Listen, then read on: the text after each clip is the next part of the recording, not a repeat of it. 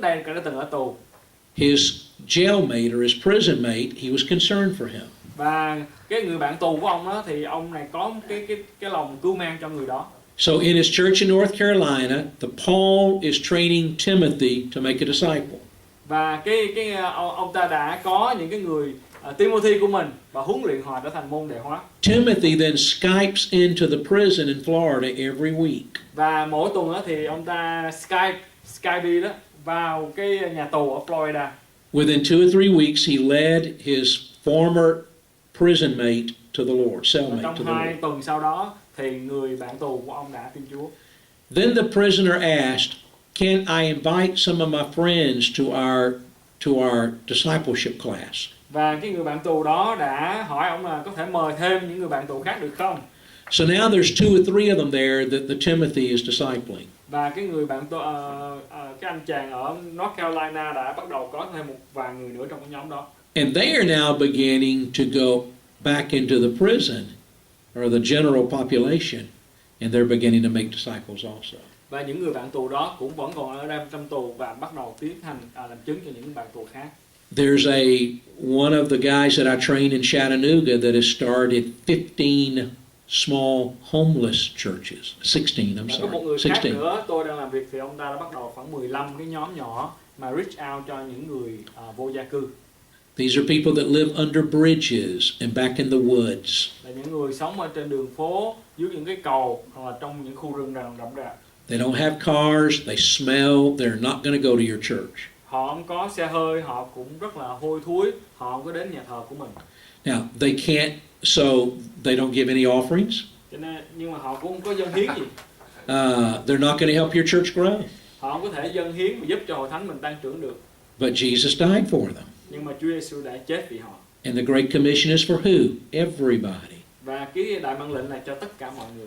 You have somebody in this room has a church member who could reach homeless people in Orange County. Các bạn và các mục sư có tín hữu trong hội thánh mình là những người có tấm lòng cưu mang cho những người ở vô gia cư ở trong thành phố của họ. There's a pastor, he actually just called me. I didn't take the call, but he called a few minutes ago, and he 2 years ago opened his training center in New Jersey. Có một mục sư mới vừa gọi cho tôi mà tôi đã lơ điện thoại của ông vì tôi bận ở đây. Nhưng mà ông đã tiến trình và có một cái trung tâm huấn luyện ở New Jersey. New Jersey is a little tougher than California. Cái tiểu bang New Jersey thì đời sống của họ rất là khó khăn hơn Cali. Only 2% in New Jersey are evangelicals. 2%. Chỉ có 2% dân số ở New Jersey là những người Cơ đốc thực thụ. He lives on the Jersey shore. It's all Italian Catholics. Và ông ta ở cái bờ biển miền Tây, miền Đông của New Jersey thì toàn là những người Công giáo La Mã thôi. 2 years ago when he started, his church was running 350. 2 năm về trước đó, thì hội thánh của ông chỉ có 350 tín đồ. 2 years later, his church is running between 650 and 700. Bây giờ thì từ 650 đến 700 tín đồ. By the way, for Easter, he had over 1,200. Và trong phục sinh vừa rồi thì có khoảng 1.200 người đến dự. His church has doubled in 2 years. Và hội thánh của ông ta đã tỷ số nhân đôi trong vòng 2 năm. But in addition to that, his people have started 21, he calls them churches, little churches, house churches. Và tín đồ, những cái Timothy của ông đó đã khởi xướng được 21 cái nhóm nhỏ. 4 of them have died. 4 little house churches ceased to exist. Mặc dầu 4 trong số đó thì đã đóng cửa. You will have some that will die. Nhưng mà đừng ngạc nhiên là khi các bạn khởi xướng công việc của Chúa thì cũng có những cái nhóm nhỏ nó không có đứng lên được, nó không sống được. But there are church planting groups that will spend $100,000 and some of their churches will die. Nhưng mà cũng có những hội thánh mà tôi thấy họ tiêu rất là hàng trăm ngàn đô la nhưng mà vẫn cũng chết như thường. At least when ours die, you didn't waste any money. Nếu mà hội thánh nhỏ của chúng ta mà chết thì chúng ta không tốt đồng nào. Now you don't make any money either. Mà không có làm ra đồng nào cả. But so 17 of the 21 are functioning. Như vậy thì trong số 21 thì 17 hội thánh nhóm nhỏ đó họ bắt đầu vẫn còn sinh hoạt tốt. That's 80%. Đó là 80% thành công. Those 17 groups run between 200 and 250 people every week. Và 17 cái nhóm nhỏ đó là từ có 200 đến 250 người mỗi tuần nhóm lại với nhau. That is in addition to the 650, 700 that come to church. Và đó là chưa tính 650 tín hữu hiện đang nhóm mỗi tuần. If you put them together, he's running 900 people a week now. Và nếu mà có một cái sự kiện gì đó tất cả mọi người cùng đến với nhau thì khoảng trên 900 tín đồ. That 200, 250 are all 100% brand new believers led to the Lord by his disciple makers, his Và cảm ơn Timothy's. Chúa là 250 cái tín hữu mới đó hoàn toàn đó được dẫn đến với Chúa qua cái chương trình môn đệ hóa của ông. There is a pastor in Brooklyn, Có một mục sư nữa ở Brooklyn a Converge pastor, và một mục sư của phong trào Converge, a Haitian church. một hội thánh Haiti. He opened a training center and he launched groups. Everybody launched at the same time. In December they launched 60 groups at one time. Và trong tháng 12 vừa rồi thì ông đã khởi xướng được 60 nhóm nhỏ như vậy cùng một lúc. Now his strategy was a little different. He trained small group leaders to gather people in his church, but to intentionally start by inviting other lost people to come also. So it's a mixture. Cho nên ông cái chiến lược của ông đó là ông đào tạo khoảng 60 cái nhóm nhỏ leaders, rồi sau đó ông launch họ ra cùng một lúc và dùng cái nhân tố có sẵn trong hội thánh để mà ứng dụng và giống như hỗ trợ những cái nhóm nhỏ đó. I think he told me that each of those 60 groups have 2 to 3 unchurched lost people coming to them. So 60 times 2 is 120 new people. Và qua những cái 60 cái nhóm nhỏ đó thì có 2 đến 3 người tân tín hữu đến với hội thánh. Như vậy thì 2 thôi, nhân cho 60 là khoảng 120 tân tín hữu hoàn toàn mới đối với hội thánh của ông. Ernie here. Ernie, why don't you come and tell them what you did up in California, up in North, well, it's Và bây not giờ North chúng ta Carolina. nghe từ người bạn chúng ta là Ernie, người Yeah. đã làm cái chương trình này ở Sacramento. So in Sacramento, we've been trying to do what David has been sharing in the Timothy Initiative, and we started with seniors. We had a lot of seniors who were willing to start small groups, so we started a training center. We did DMD. They started with 5 groups, and from the 5 groups, we ended up starting a service, and they still keep their groups. Yes, sorry. Và chúng tôi đã bắt đầu cái chương trình này cho hội thánh chúng tôi, và tôi thấy tôi để ý trong hội thánh chúng tôi là những cái người lớn tuổi đó, seniors đó, họ rất là có thời gian nhiều và họ cũng có tấm lòng hầu việc Chúa, cho nên chúng tôi bắt đầu ra 5 nhóm nhỏ, và từ 5 cái nhóm này chúng tôi đã có how many people already? So we baptized 10 people. It just started about last summer, and then now we have the group is meeting. We're around 50. That's meeting right now on Saturday, and we have about another 5 or 6 people are going to be baptized shortly. Cho nên từ mùa hè năm ngoái tới bây giờ thôi là họ đã bắt đầu cảm nhận được rất là nhiều người, trong đó khoảng 60 người đã nhóm vào mỗi tối thứ Bảy qua 5 small groups. Yes. Và bây giờ họ cũng còn có thêm 6 người nữa chuẩn bị bắt tem. And it's still growing, and we're going to start another training center to keep it growing. But I think if you, from Dr. Joshua from India, he told us that's how you can have these services during the week, and then you can gather them for bigger services. And so we've been able to do that, and so that group is growing and getting larger. Và cái nhóm nhỏ của ông nó bắt đầu làm như vậy đó. Thì từ cái nhóm nhỏ thân thiện đó, họ nhóm mỗi trong một tuần lễ, trong một ngày nào cũng được. Nhưng mà đến Chủ nhật đó, họ gom lại một cái nhóm lớn đó, ở một cái sự thờ phượng lớn hơn. Now make sure you understand what Ernie said. He trained 5 of his people who each started a group. Và những gì mà Ernie nói đó là các ông làm đó là ông có 5 người. Và mỗi một người đó có một cái nhóm nhỏ riêng của họ. Those 5 continue to meet every week, but on top of that, they come together on Saturday for one big Và từ group. 5 cái nhóm nhỏ đó họ train mỗi tuần, mỗi thứ Bảy, và Chủ nhật đó thì họ đến lại chung với nhau. And you use your church facility on Saturday. Yes. So there's no expense. There's no added expense. Và 5 cái nhóm nhỏ đó cũng gặp ở nhà thờ tối thứ Bảy, cho nên họ không có tốn thêm tiền gì cả. Are you having to pay those 5 disciple makers? No. Nothing.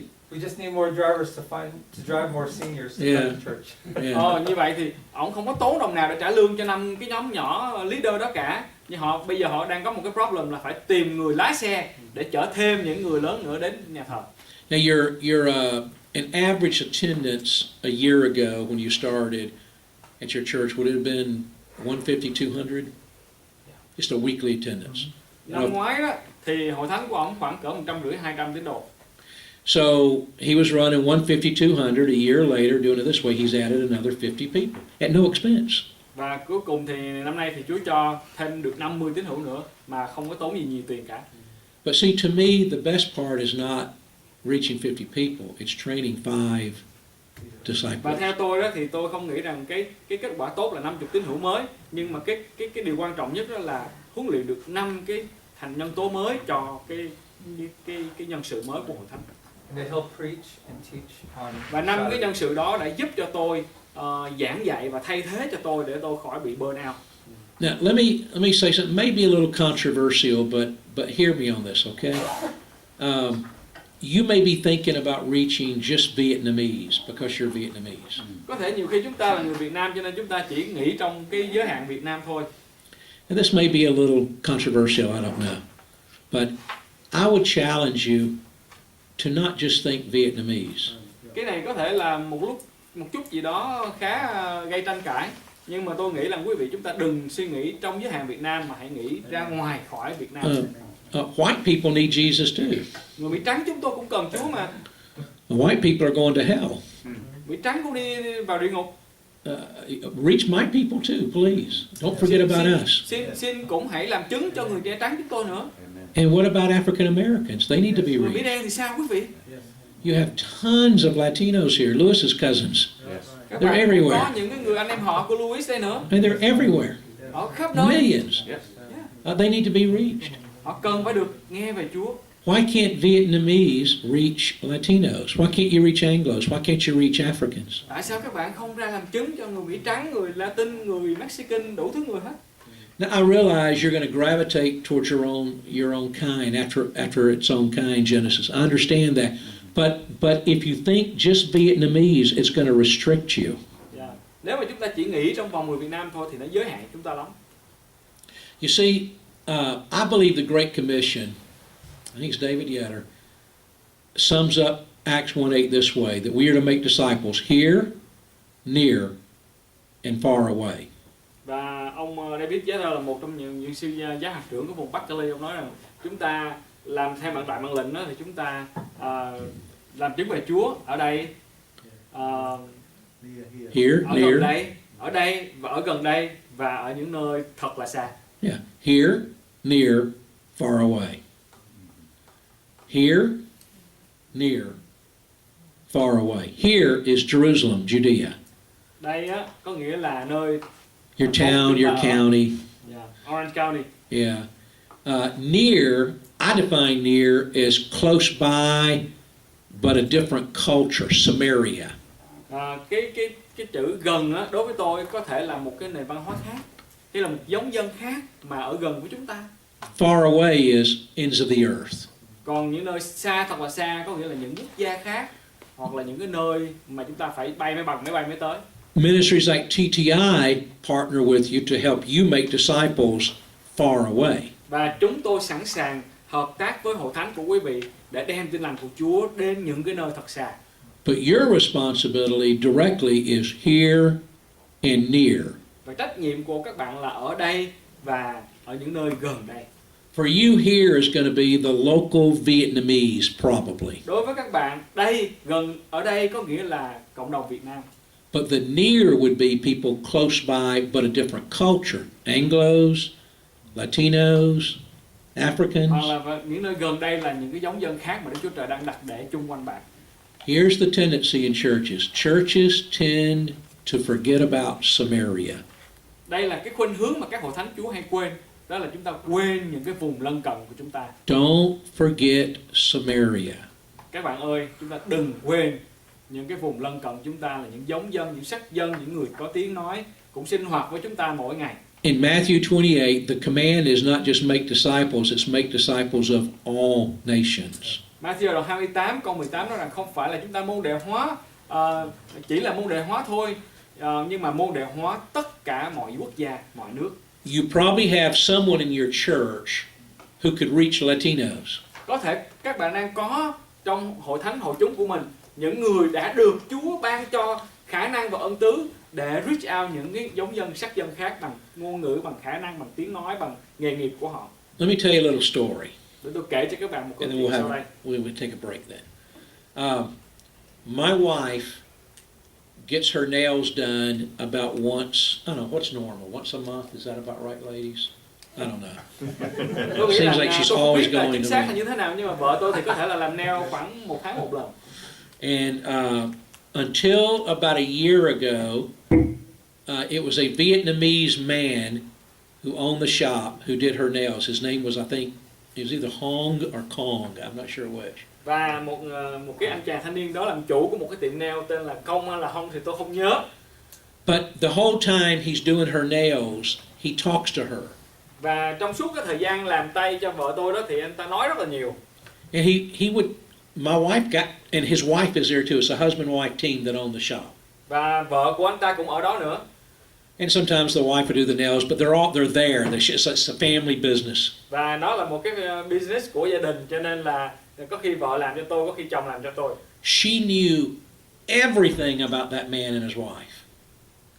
She knew them very well. Và vợ tôi thì biết cái cặp vợ chồng đó rất là thân thiện và rất là gần gũi. She could tell you how many children they had, the names of the children, where they came from. She knew everything about them. Vợ tôi biết rất là nhiều về gia đình của anh chàng chủ đó. She was intrigued by this Vietnamese couple. Và vợ tôi cảm thấy có một cái điều gì đó đặc biệt từ cái gia đình này. She'd come on and say, David, they had to flee Vietnam, and they were on one of those boats, and one of those boat people, and then they went to this refugee camp, and then they came here, they didn't have anything, and they built their way up, and she would just tell me story after story after story Và vợ after tôi cứ story. mỗi lần đi làm nail về là có chuyện kể cho tôi nghe. Họ đi vượt biên như thế nào, họ qua Mỹ bằng tay trắng ra làm sao họ sinh sống và sống còn để khi họ build một cái business lên như vậy. Rất là nhiều chuyện để kể cho tôi nghe. And she would tell me about the comments he and his wife would make and what they believed. They were ancestor worshippers, and she tried to witness them. They didn't get saved. But my point is this: she was just, what's the word? Enthralled. She has an American doing her nails now. She never comes home and talks about the American. It was always that Vietnamese couple. Here's my point. You got people in your church that can reach people like me and my wife.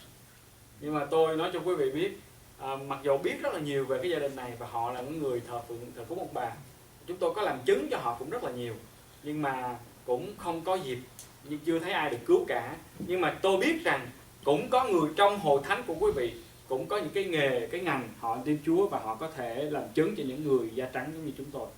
The white people in this area is your Samaria. They're close by, but a different culture. Don't forget Samaria. Những người Mỹ trắng ở trong thành phố của chúng ta cũng vậy, họ cũng là những người cần được cứu và các bạn có trách nhiệm đối với linh hồn của họ. So here's my point. Đây là cái điểm mà tôi muốn nhấn mạnh. Within the overall culture around you, there are many little pockets of subcultures. Và trong cái văn hóa chung của vùng Nam Cali này của chúng ta, nó cũng có những cái nền văn hóa phụ bản ở dưới. And if you're not careful, you won't even see them. Nếu chúng ta không để ý, có lẽ chúng ta sẽ không thấy. But they're wide open, many of them, for the gospel. Và có những cái nền văn hóa phụ bản đó, họ cũng rất là nhạy bén đối với đạo của Chúa.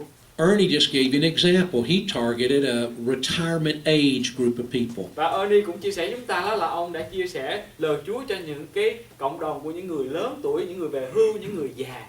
Look, I promise you, this is the first day I've ever been on this property, but I'd stake my life on it. Within 5 miles of here, there is a nursing home. Và tôi nói quý vị, đây là lần đầu tiên mà tôi đến với cái building của nhà thờ này. Nhưng mà tôi biết rằng tôi ở gần cái khách sạn ở đây, cách đây khoảng 2-3 miles. Và tại nơi đó có một cái viện dưỡng lão. And in that nursing home, there's dozens of old people, and they're sitting in wheelchairs like this. And they just sit there all day long. That's all they do. Và tôi theo quan sát thì tôi thấy họ ngồi trên cái xe lăn tay và cúi đầu xuống và họ ngồi như vậy cả ngày. And there's an activities director at that nursing home that is looking for people to come in and just do anything with the residents. Và có một cái ông giám đốc của vị trưởng lão đó, tôi tin chắc rằng ông ta cũng khao khát và đang trông đợi một số người nào đến để có những cái hành động nào đó để làm cho cái trung tâm của ông sống động. You've got a little old lady in your church that you can train to go in there and just sit with those ladies and pray for them and tell them Bible stories. They will let them do it. Và có thể trong hội thánh của quý vị đã có những cái người lớn tuổi mà quý vị có thể hướng dẫn và huấn luyện họ để cái người đó có thể vào vị dưỡng lão và làm cái công tác đọc kinh thánh, dạy kinh thánh, hát thánh ca cho những người đó. And then one day bring in some little children from your church and let them sing for the old people. Hay là các bạn có thể đem cái ca đoàn nhỏ xíu của mình, ấu nhi đó, vào trong vị dưỡng lão nó hát cho họ nghe. Every old person in those wheelchairs are going to come to listen. Những người lớn tuổi đó quý vị, tàn đời rồi họ sẽ đến nghe. And you have an advantage. Vietnamese children are the most beautiful children in the world. Và They're quý just vị có adorable. những cái con cháu nhỏ của mình rất là dễ thương, chúng nó hát rất là hay. I saw one coming in now here, was just an adorable little kid. Hồi nãy tôi thấy có một cô bé Việt Nam ở đây. Every resident of that nursing home will gather around to hear those little, and they'll clap, and they'll say, "Can they come again next week?" Và tôi tin chắc rằng những người già trong vị dưỡng lão đó sẽ rất là vui được thấy chúng và sẽ hỏi rằng tụi nó có đến nữa hay không. And about 10 weeks later, you're going to have a group of old people doing this, this, this, this, this, this. This part may be a little hard here. Okay? You can only go so far in a wheelchair in a nursing home. But you'll almost get there. Amen. Amen. 90%. Và 10 tuần sau thì tôi bảo đảm với quý vị là sẽ có một cái nhóm tín hữu mới ở trong vị dưỡng lão đó. So here's my point. In the States in the last 2 years, we've seen about 350 groups, churches, missional community started. Ở Mỹ thì ở Hoa Kỳ chúng ta có trong năm vừa rồi có khoảng 350 cái nhóm mới đã được ra đời. Now I'm almost embarrassed to say that it seems so small to what we see overseas, but 20 years ago I would have been thrilled. 350. 350 cái nhóm nhỏ thì là một cái con số rất là khiêm nhường so với những gì chúng ta thấy ở những quốc gia khác trên thế giới. Nhưng mà các bạn biết không, nếu mà 20 năm về trước mà tôi thấy 30 nhóm mới này thì tôi mất rất là mừng. You can start groups in jails. Chúng ta có thể những cái nhóm nhỏ này ở trong tù. By the way, your Vietnamese gangs can be pretty tough. Những cái thành viên Those guys băng need đảng của Việt Nam chúng ta trong tù rất là hung Okay. hăng. You can start in jails. You can start in halfway houses. Chúng ta có thể ở trong tù, chúng ta có thể start đến những cái ngôi nhà gọi là halfway house ở Mỹ, ở Hoa Kỳ chúng ta gọi là những cái nhà cai nghiện. Recovery centers. Hoặc là những cái trung tâm mà giúp cho họ phục hồi. Nursing homes, retirement villages. Những cái ngôi nhà để dưỡng bệnh cuối đời hoặc là những cái viện dưỡng lão. Juvenile facilities. Những cái nhà tù trẻ em. Community centers. Những cái trung tâm phục vụ cộng đồng. Homeless. Những cái nhà nghỉ cho những người vô gia cư. There's probably a hospital in this area that has a little chapel that's never been used. Hoặc là có một cái bệnh viện ở đây, có những cái ngôi thánh đường nhỏ ở trong bệnh viện mà chưa bao giờ được sử dụng. And with a little diplomacy and some prayer, you can probably get permission to use that little chapel for maybe. Nếu các bạn có tài ngoại giao một chút xíu và có sự cầu nguyện, có lẽ chúng ta có thể dùng cái ngôi thánh đường đó for free. You can use houses, you can use offices, you can use coffee houses. Chúng ta có thể sử dụng nhà của mình, một cái tiệm cà phê nào đó, bất kể nơi nào. It's everywhere, all the time. Các bạn ơi, khắp mọi nơi, khắp mọi chỗ. It's never ceasing to teach and preach that Jesus is the Christ. Chẳng bao giờ hết cơ hội để chúng ta giảng về Chúa Giêsu Christ là đấng cứu thế. But instead of you doing it Thay vì chúng ta phải làm nó alone, một mình, you're training them to do it with you. chúng ta có thể huấn luyện nhiều người khác để làm với chúng ta. Amen? Amen. Now, that's the end result of the training center. Vì đó là cái kết quả cuối cùng của một cái trung tâm huấn luyện mà chúng ta bắt đầu thành lập. And that is what this was intended to accomplish. Và những gì được viết trong sách này là cái phương tiện, là cái tài liệu giúp cho chúng ta đạt được đến mục đích cuối cùng đó. This was produced so that when they start the little group, they're being taught properly. Và đây là cái tài liệu mà khi chúng ta có những cái nhóm nhỏ đó thì họ sẽ dùng tài liệu này để học, và nó hoàn toàn là giống nhau, nhân bản giống nhau và nó cụ thể giống nhau để nó không có bị sai lệch. And by the way, after this book, if it were me, I'd use book number 3 right here Sau in the cái cuốn States. DMD á thì cái cuốn tiếp theo ông sẽ dùng đó là cái cuốn thứ 3, nói về sách công vụ các sứ đồ. It's book 3. And I would say, don't just read the book of Acts, and as best you can, just try to do what they did. Đừng có đọc sách công vụ, nhưng mà ở cái điểm tốt nhất, tối ưu nhất của bạn là hãy làm theo. All right, Lewis? Dr. Nelms, the Timothys, when they start their groups, whether in America or anywhere else, we are assuming that they have taken book 1 to know how to interpret the Bible and book 2 to teach, so they prepare the studies for themselves to their people, right? Well, yes and no. In some cases, they'll start the groups quickly. If you have 10 students, you're probably going to find that 1 or 2 of them will start just like that. Others of them are going to take a few months. Some of them you're going to have to kind of give them a little shove. How quickly did yours start?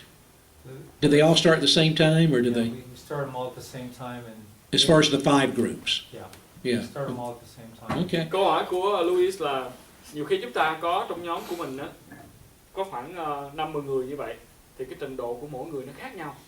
Đâu phải ai vô là cũng đều học được liền. Như vậy thì làm sao? Chúng ta phải đi từng bước một hay là như thế nào? Thì ông nói rằng có một số người á, họ có thể thẩm thấu được liền về trình độ cao, họ biết được. Nhưng mà cũng có một số người trong nhóm của chúng ta họ chậm, cho nên chúng ta cần phải push họ, hãy nâng khích lệ họ. Còn đối với cái nhóm của ơn này thì năm cái người leader đó cùng một lúc họ cùng bắt đầu với nhau. And if you have, I'm sorry, if you have a student that you feel biblically should not be starting a group yet, pair them up with another student. Nếu mà một sinh viên nó còn yếu á, thì cho họ học kèm với một bạn nó gọi là bạn ta gọi là cái gì ta? Hồi xưa tôi đi học tôi hay dùng một cái chữ nó gọi là huynh trưởng.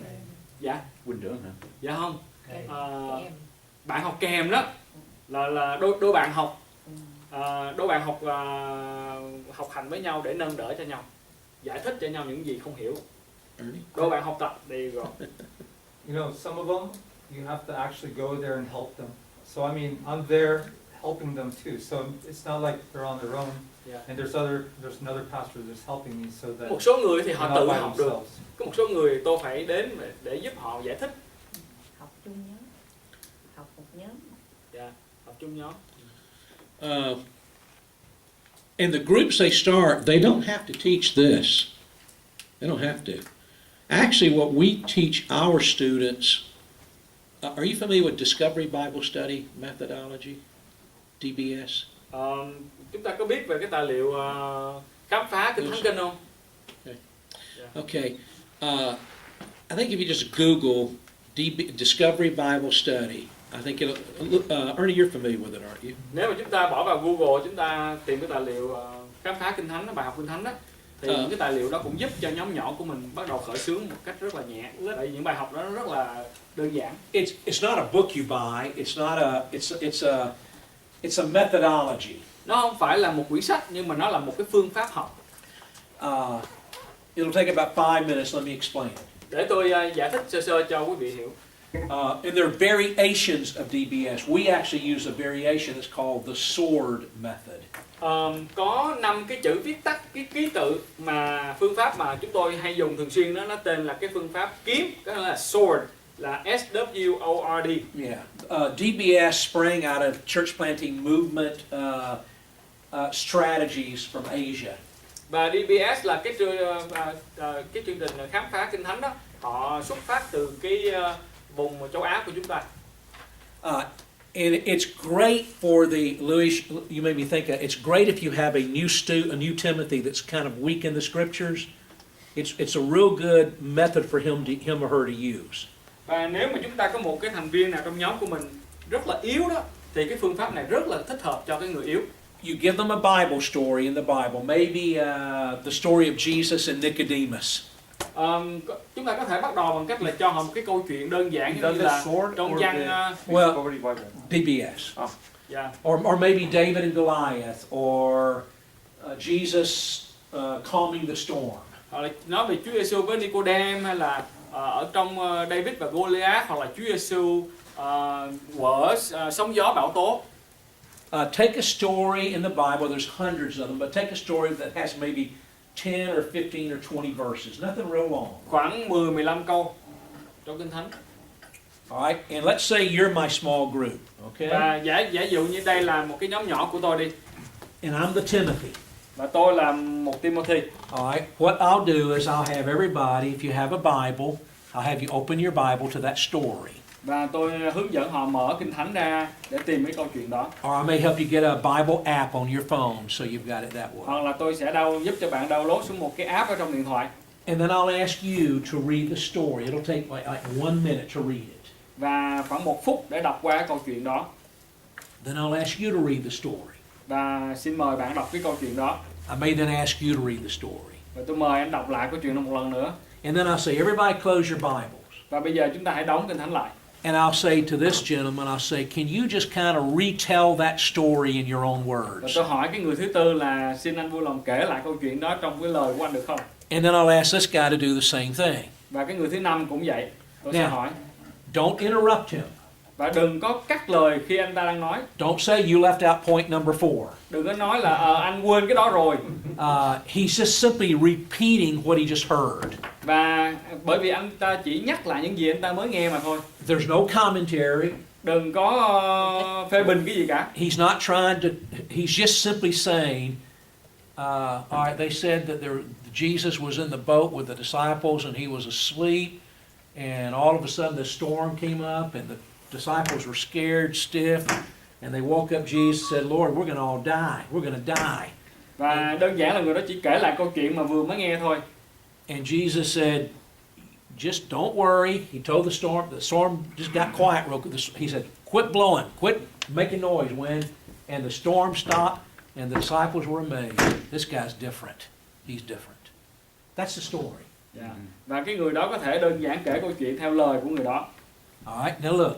They've read it and heard it, read it and heard it, read it and heard it, put in his own words, put in his own words. Do you see what you're doing with God's word? Các bạn có thấy cái cách làm không? Người này đọc rồi nghe, người kia đọc và nghe, người khác đọc và nghe, rồi đến người kia nghe và kể lại, người khác nghe và kể lại. Các bạn có thấy một cái gì đó khi chúng ta làm với lời của Chúa không? Now, if it's a 15 verse passage, that doesn't take but about 10 minutes to do all of that. Một cái câu chuyện 15 câu Kinh Thánh thôi mà chúng ta làm lại 5 lần. All right, then I start asking questions. Và bắt đầu chúng ta quay trở lại mình và chúng ta hỏi câu hỏi. And by the way, we have one person in the class that's writing everything down. Và chúng ta có một người chép lại. All right. Question number 1, I'll ask, what does that passage teach you about God? Cái câu hỏi thứ nhất là cái đoạn Kinh Thánh đó nói cho bạn biết gì về Chúa? What does it teach you about God? Cái đoạn Kinh Thánh nó dạy bạn gì về Chúa? Now, the answers may not be the answers you would have given. Câu trả lời có thể nhiều khi không phải cái điều mà chúng ta muốn trả lời. You're asking them what did they learn about God. Nhưng mà chúng ta muốn hỏi là để biết rằng họ học được gì về nơi Chúa. Now, if they come up with some crazy thing like God has 12 heads and Nếu người đó trả lời là tôi học được Chúa là Đức Chúa Trời có 12 cái đầu. make a joke and say, where did you see that? I missed that part. Hoặc là chúng ta có thể nói giỡn về cái điều đó. But for the most part, just what does it teach us about God? You go around the Cái quan circle, trọng là chúng ta hỏi câu hỏi và người đó phải suy nghĩ write everything down. và viết xuống những gì người ta nói. Question number 2. Câu hỏi thứ hai, What does this passage teach us about mankind, about people? đoạn Kinh Thánh này dạy chúng ta biết gì về con người? Somebody might say, well, it teaches us that when in the middle of storms, people get really scared.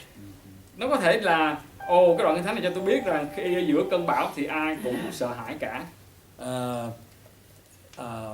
They could come with all kind of things. Hoặc là họ có thể trả lời bất cứ cái gì. What did you learn about God? What did you learn about people? Bạn biết gì về Đức Chúa Trời? Bạn biết gì về con người? All right, the third question, you can use several variations of question number 3, depending on the story. Và theo cái chữ thứ ba đó là Is there a promise in this passage that we should claim? Có một cái lời hứa nào trong đoạn kinh thánh này mà chúng ta có thể lấy nó làm cho mình? Is there an example in this passage we should follow? Hay là có một cái gương mẫu nào mà mình có thể làm gương, làm theo? Is there a command in this passage we should obey? Hay là có một cái mệnh lệnh nào mà chúng ta cần phải làm theo không? Is there a sin in this passage or a temptation that we should avoid? Hay là có một cái tội lỗi nào mà chúng ta cần tránh? And there's some other, those kind of questions. Hay là có những câu hỏi tương tự như vậy? Fourth question. Câu hỏi thứ tư mà chúng ta cần hỏi: Who do you know that needs to hear the story? người nào trong nhóm bạn của bạn mà bạn nghĩ rằng cần phải nghe câu chuyện này? This lady will say, my husband. The ladies will always say their husband needs to hear.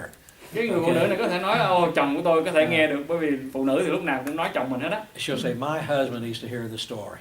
Có thể nói là chồng tôi muốn nghe câu chuyện này. And this guy will say, well, you know, there's a buddy I work with, and he's going through a big storm right now in his life, and he's kind of scared. I'm going to tell him the story. Hay là người này lại nói là tôi có một cái bạn chỗ làm việc á, ông ta đang có một cơn bão trong cuộc đời rất là lớn, có thể là ông cần nghe câu chuyện này. And this guy knows where I'm headed, so he's going to say, I don't know anybody that needs to hear the story. Cho nên người thứ ba thì lại nói có thể đoán được suy nghĩ của tôi, cho nó nói tôi không biết ai hết trơn. And this one's going to say, my kids need to hear it. This one's going to say, my next door neighbor. But remember, somebody's writing all this down. Và người này có thể nói là con của tôi, hoặc người kia nói hàng xóm của tôi có thể nghe, và một người nào trong nhóm chúng ta phải ghi lại. So then I say, all right, what I want you to do is this week, I want you to tell your husband this story. Just it'll take 2 minutes. Tell your husband the story, and next week when we come back, tell us what your husband said. I want you to tell that guy you work with at work, tell him the story. Next week when you come back, tell us what he said. Và theo như vậy, cứ theo tuần tự tôi nói, bà hãy về nói với chồng câu chuyện đó, và hãy tuần sau đến và cho tôi biết ông nói gì. Và anh bạn này hãy nói cho bạn của mình nghe, và tuần sau quay lại và hãy cho tôi biết anh bạn đó nói gì, và cứ như vậy. All right, then the next week you pull out the piece of paper and I say, all right, tell us what Rồi sau đó chúng ta sẽ lấy cái tờ giấy mà hôm trước chúng ta học, chúng ta ghi lại đó, lấy nó ra và tuần tự ghi chép lại những gì chúng ta gặp được tuần sau. how did your husband respond? And she'll say, my husband said I'm crazy, I'm a religious fanatic, and they're teaching me a bunch of crazy stuff at that Bible study. Và có thể là cô này trả lời là chồng tôi nói là những cái câu chuyện lạ lùng kỳ diệu đó, có một cái nhóm người tôn giáo nào đó họ dạy cho bà những câu chuyện kỳ lạ. And this one will say, well, you got your belief, I got my belief. Người này nói là người bạn làm việc tôi nói mày có niềm tin riêng của mày, tao có của tao. But after 2 or 3 weeks, somebody's going to say, well, you know what? My buddy wanted to know if, he said, I've never heard anything like that. He wants to know if he can come and join our Bible study. Nhưng mà bảo đảm 2-3 tuần sau đó, có khi người bạn đó bị Chúa làm việc cáo trách như thế nào trong lòng, thì lại nói là tôi chưa bao giờ nghe cái chuyện này trong đời, cho tôi đến học Kinh Thánh được không? Now look, for the Timothy who's kind of new in the faith, Nếu như đối một cái người Timothy mà mới trong Chúa, I need to take that story and I need to read it a few times ahead of time and I need to be familiar with it. thì tôi phải là người đọc cái câu chuyện đó nhiều lần. But I don't have to read it in Greek. Nhưng mà tôi phải đâu đọc nó trong cái ngôn ngữ Hy Lạp đâu. I don't have to exposit it or have all the, it's just, what's it teach us about God? What's it teach about man? What should we do or not do as a result of this passage? And who needs to hear it? Yeah. Chúng ta chỉ cần hỏi 4 câu hỏi căn bản là cái đoạn Kinh Thánh này dạy gì về Chúa, dạy gì về con người, có những lời hứa nào chúng ta cần claim, và những cái tội lỗi nào chúng ta cần tránh, và cái thứ tư là những người nào mà bạn nghĩ có thể cần muốn nghe câu chuyện đó. Now, that's not original with TTI. We didn't design that, but we use it. Những cái phương pháp này đó, chúng tôi không có phát minh ra nó, nhưng mà chúng tôi thấy nó rất là hữu ích và chúng tôi dùng nó. In fact, the guy that developed it, his name is David Watson. He's vice president of a group called City Team. It's up in your area. Và cái người phát minh ra cái điều đó là David Watson, ông ta cũng ở trên Sacramento. And so that would be an example of what the new Timothy would do in his group. He can use that kind of Và là một Timothy đó, thì Of an approach. chúng ta có thể huấn luyện những cái Timothy của mình có thể làm giống như vậy. And by the way, you know, as I think about it, that's really how I prepared sermons all my life. Và khi mà tôi nhìn lại trong chức vụ của mình ấy, thì tôi thấy đó là những cái câu hỏi mà tôi thường hỏi chính mình để soạn bài giảng. I would read the passage and read it and read it and read it. I'd tell it my own words. I'd start asking questions. What does it teach me about this, and what does this mean? I'd start asking all these questions, and what should I do as a result of it? That's how you do sermon prep. Và cuối cùng đó, cái điều quan trọng đó là khi chúng ta soạn bài giảng chúng ta cũng làm giống như vậy. Cho nên khi mà chúng ta huấn luyện Timothy của mình á, họ cũng làm giống như chúng ta thì chắc chắn là người đó sau này cũng có thể giảng được. And you know what I like about it the most though? Cái điều mà tôi thích nhất đó là You're totally relying upon the Holy Spirit and the Holy Scriptures. bạn chỉ dựa nơi Đức Thánh Linh và dựa lời Chúa mà thôi. Yeah. And you don't have to buy a bunch of books. Và bạn không cần phải mua sách gì khác cả. Remember, lower the cost, Khi chúng ta hạ giá thành xuống increase the manpower by training lay thì chúng people, ta sẽ nhân giống được cái sức con người. and you can speed up the number of groups that you're Và planting. chúng ta có thể nhân lên cái tốc độ mà chúng ta phát triển công việc Chúa. But what we do is we do this with the manpower. Oh, you got to be trained in Bible college. Mà chúng ta thì làm ngược lại, chúng ta giới hạn cái con người nhân sự bằng cách là chúng ta nói là họ phải được qua trường Kinh Thánh. We do this with the cost. We got to have Chúng buildings. ta thì nhân giá thành của chúng ta lên. And then we wonder why we can't reach people. Rồi chúng ta tự hỏi mình là tại sao chúng ta không hầu việc Chúa thành công. Okay. You want to take a break? Yes, please.